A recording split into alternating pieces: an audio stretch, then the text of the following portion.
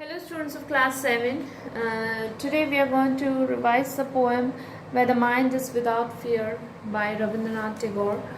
Um, this poem has already been done in the online class. We have not only done the poem, we have also done the question and answers, the summary of this poem.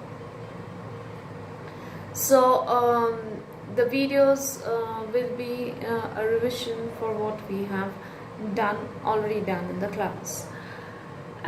Now Rabindranath Tagore, the poet, needs no introduction because he is very close to our hearts. Not only though he is a Bengali, but it's not only Bengal, but he is a poet of the world because because he won the Nobel Prize. And we also know why he won the Nobel Prize. It's because of his collection of poems known as Gitanjali, which in English is called the Song Offerings. Now this particular poem, Where the Mind is Without Fear, is a translation of the Bengali poem Prarthana. The Bengali poem is Prarthana, and the first line is Chitta jeta bhoy shunno ucca jetha shir gyan jetha mukto jetha grihir prachir. Now if you have the opportunity, I will ask you to read the Bengali poems so as to understand it better.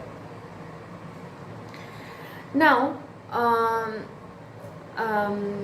in this particular poem, what the poet wants to say is he is trying to give us a glimpse of how he wants his country to be, how he wants his countrymen to be. Now let's just first read the poem and then we can go on to the explanation of it. Where the mind is without fear and the head is held high, where knowledge is free, where the world has not been broken up into fragments by narrow domestic wars, where words come out from the depth of truth, where tireless striving stretches its arms towards perfection, where the clear stream of reason has not lost its way into the dreary desert sand of dead habit, where the mind is led forward by thee into ever-widening thought and action, into that heaven of freedom, my Father, let my country awake. So it's like the very words of the poem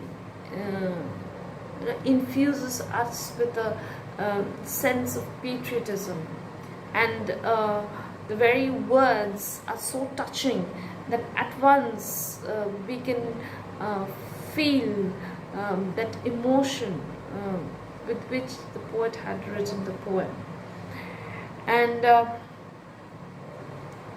we can understand that to means what he wants means that he wants a new awakened India which is free from every kind of fear. Now one thing, if you notice, this poem does not have any punctuation mark in between. It reads as one whole sentence. It starts where the mind is without fear, and the full stop is you have a comma into the heaven of freedom, my Father, let my country awake. That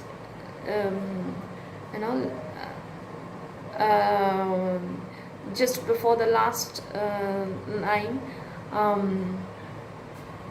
you have the comma and then the full stop. That is, it reads as one sentence. So this was about the pattern. Now what does it say? Where the mind is without fear. So uh, now when the poet is writing this poem, India was under the British rule, and we all know that the Britishers have ruled us for 200 years. And initially they came as traders, and once they became rulers, how they have exploited us. We have been subject to exploitation, oppression, and whatnot. Okay, so the it, the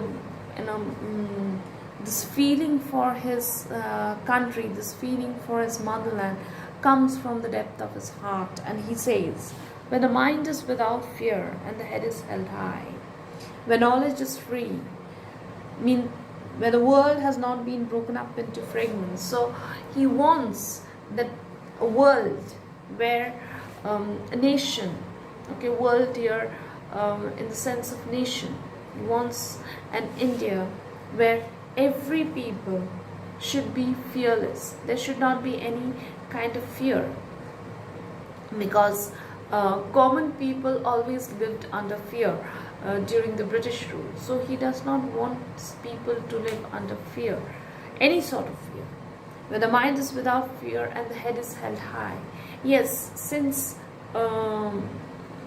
we were under the British rule, so we could not hold our heads high because we were always dominated by somebody else. We didn't have a government, anything that we could call our own. So that is the reason why we could not hold our heads high.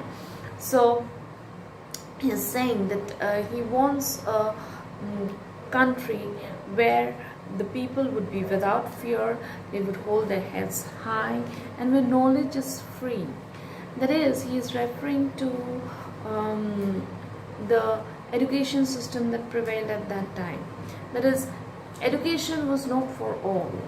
It was only given to a selected few, and that too, the very elite class, when the very rich people who could afford education.